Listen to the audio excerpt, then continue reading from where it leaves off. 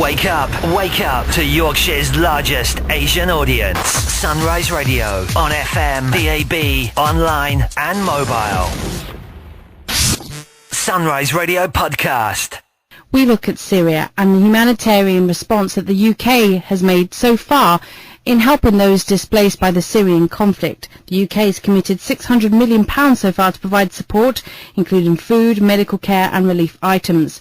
My guest tonight is Sir Vincent Feen. He's a high-profile former UK diplomat, having served the Foreign Office since 1975, and he's part of a campaign asking us in the community what more can be done to help.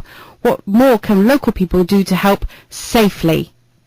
I spent some time in Syria as a diplomat back in the 1980s, and the plight of the people in Syria and in neighbouring countries is very real. As a result of the conflict, which we think is resulting from the activities of President Bashar al-Assad over years, which repressed his people and they have risen up against him. As a result of that conflict, there are now almost 10 million out of the 22 million people of Syria who have been displaced. 5.5 million kids who have difficulty in getting to school, and most of them are also displaced. About 1.4 million Syrian children are refugees. And there are more than, I think, 2 or 3 million Syrians actually outside the country. Many of them now refugees in Jordan or in Lebanon or in Turkey. And what are we trying to do about that? Well, the British government is working through the Department for International Development, the UK Aid Ministry, and since the conflict began, which is now almost 4 years, the UK taxpayer has contributed £600 million in humanitarian relief since the beginning of the conflict. Now, that's twice as much as what the British government has given to any other humanitarian tragedy around the world. It's a huge sum, and it's going on things like food for up to 500,000 people, water for 1.5 million, help in those refugee camps on the Jordan-Syrian border and in Lebanon, help for Palestinian refugees, because there are 600,000 Palestinians in Syria who've been there since previous conflicts, and they've been displaced now for the second time. So help for them. In addition to that, that's if you like the humanitarian effort. In addition to that, we're trying to help what we regard as the democratically supported national opposition, the moderate opposition in Syria, which is trying to displace President Assad and his regime and introduce an inclusive political settlement. So that's the second thing we're trying to do, and I can talk more about that because it's a complex situation out there, and it is quite hard to grasp. It's fast moving, but we're very keen to support the efforts of the new UN representative who's just been appointed by Ban Ki-moon to try to produce a negotiated solution where there's a political consensus between all the parties in Syria about the future. And the last thing I'll say, by way of introduction, is that there are many ways to help, and the community up in Bradford is doing a lot. I was in Bradford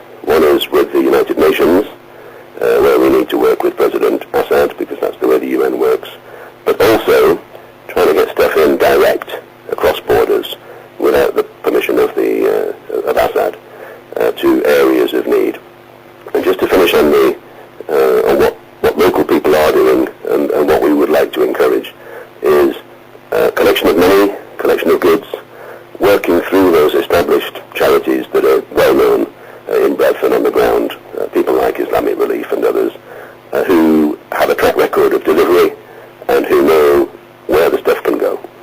And what we would say is that it's best to use those charities, to trust them and to make full use of them, but it's best that individuals shouldn't head off to Syria, or for that matter to Iraq, to try and make a difference on the ground themselves. It's far better to operate through those charities who have all the connections in the region, who speak the language, who speak Arabic, and who can deliver, rather than to try some solo efforts. Because unfortunately the situation on the ground is so volatile. People coming from Bradford, from our country, you have no experience whatsoever in how to kind of deal with that situation for your own safety, let alone about helping others. You're kind of creating more of a problem by going over there, aren't you? I'm afraid that's the truth. You're quite right. You put your finger on it.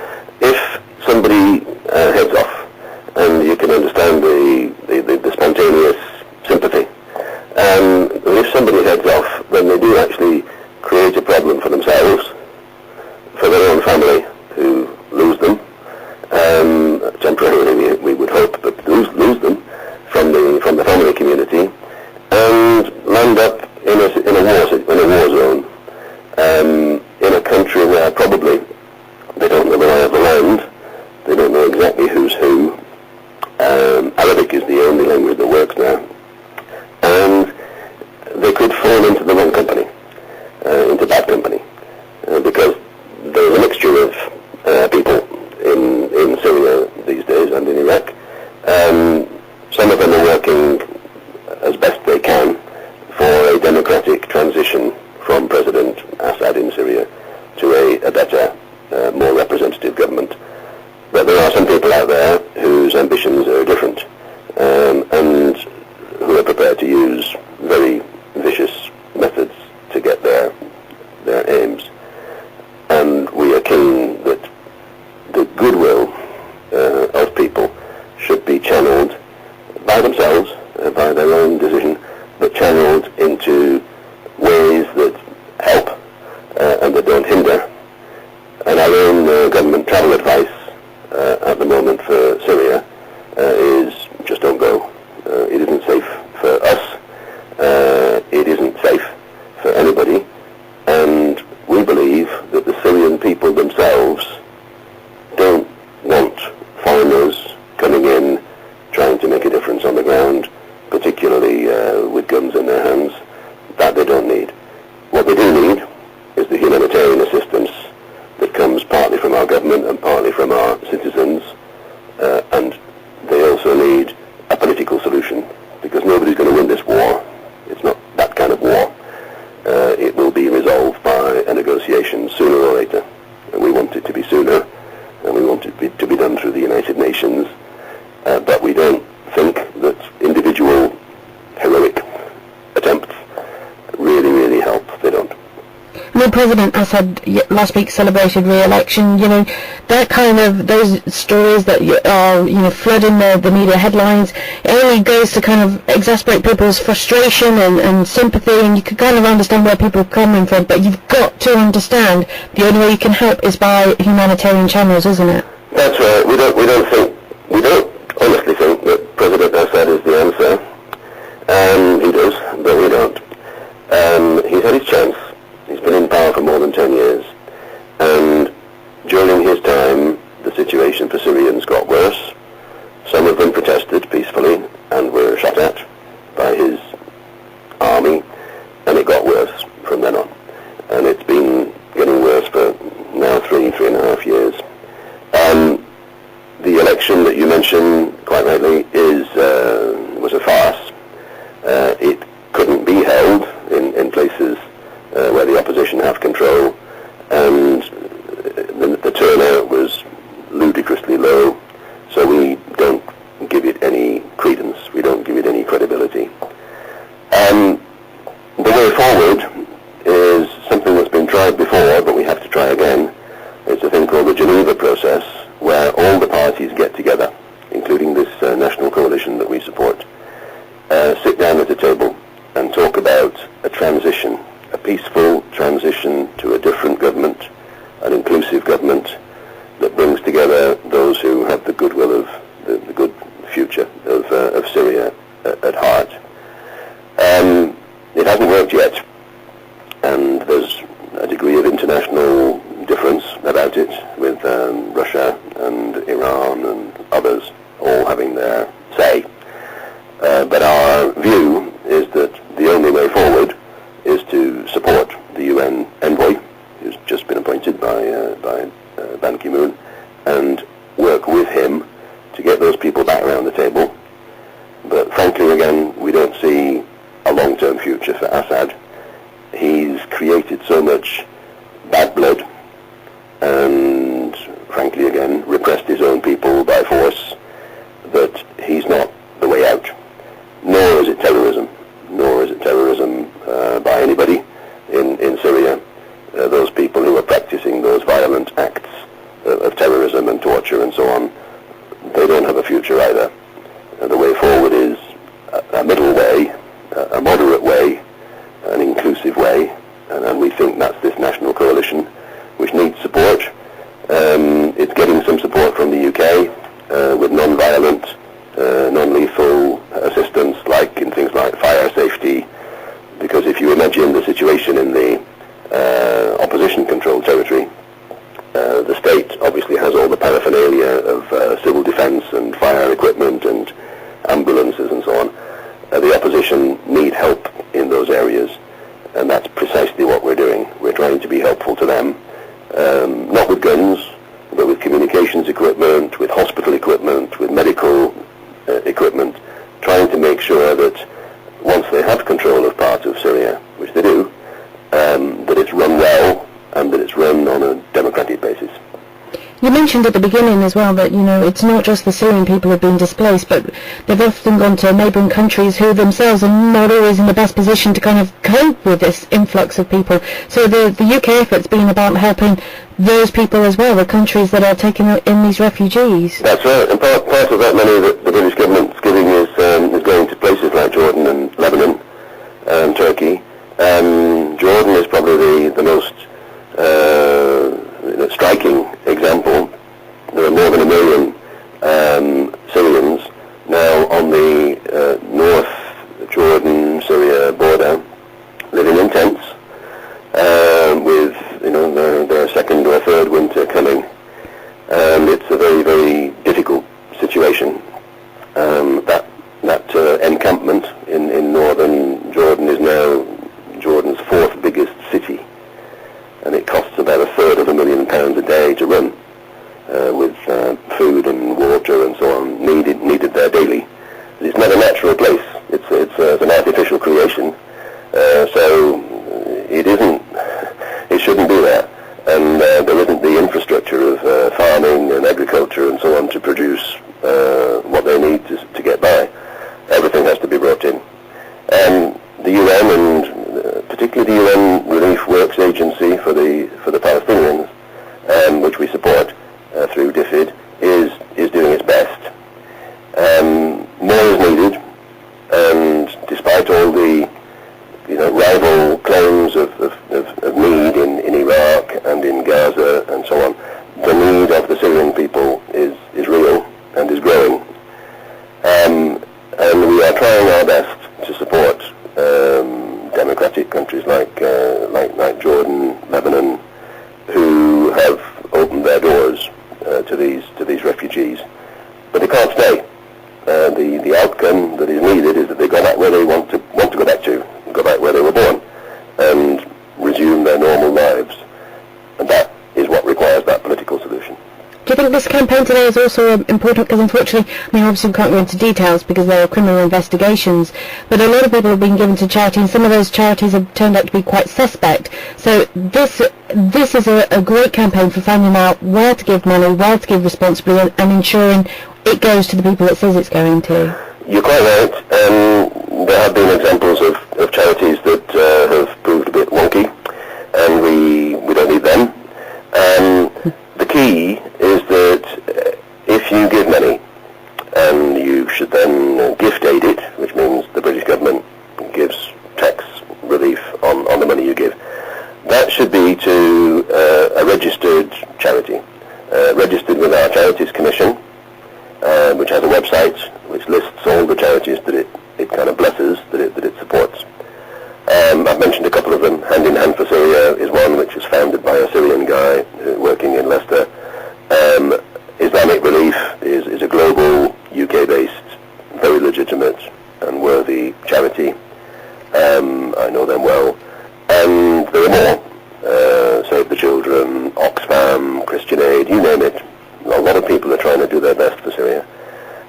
But as you said, the key point is to try and make sure that if you are going to put your hand in your pocket and give for fellow human beings in need, that the channel that you choose is a legitimate one that will deliver aid where it's needed without having to kowtow to President Assad, if necessary, delivering aid across those borders, which he doesn't fully control, to areas of need, wherever the need is in Syria, and to those refugees who've had to leave.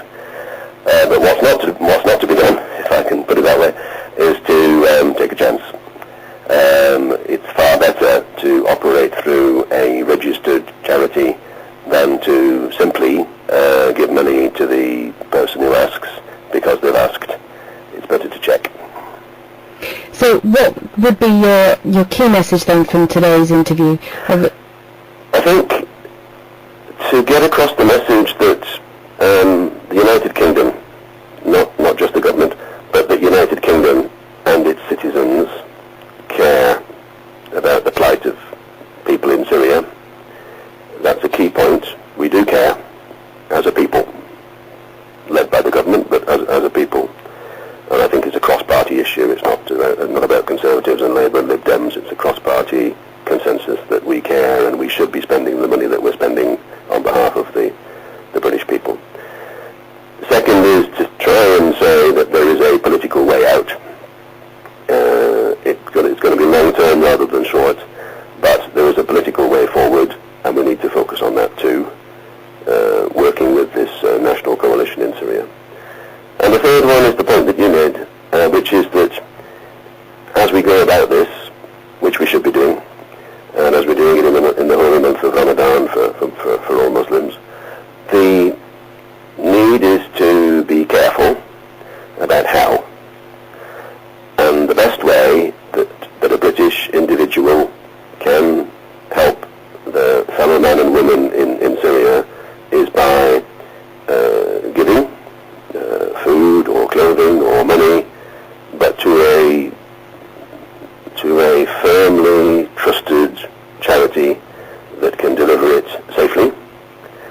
And again, as you said earlier, if there is a temptation to go and to take part in this revolution, resist that temptation, because life could be a lot worse for the individual, for the individual's family, and because of the turmoil on the ground, people can fall into the wrong group, and actually, without knowing the lie of the land, and without speaking Arabic, and without having a deep knowledge of the situation, people are far better off making their contribution from where they are, within their community, here in the United Kingdom. Because nothing can be achieved by the shedding of your own blood and the shedding of your family's tears. I mean, that's horrific, isn't it? It is. I mean, the messages that come back, which say, you know, I've decided to come and here I am. It's very, on the one hand, understandable, but it's a mistake. I think it's a mistake, and the heartbreak that causes to their nearest and dearest is very moving, and obviously right. The examples of people who have gone off, they haven't actually delivered the things that they've gone off to do. They've gone off to try and be good. They've gone off to try and be constructive. They've gone off to try and make a difference. That hasn't happened. That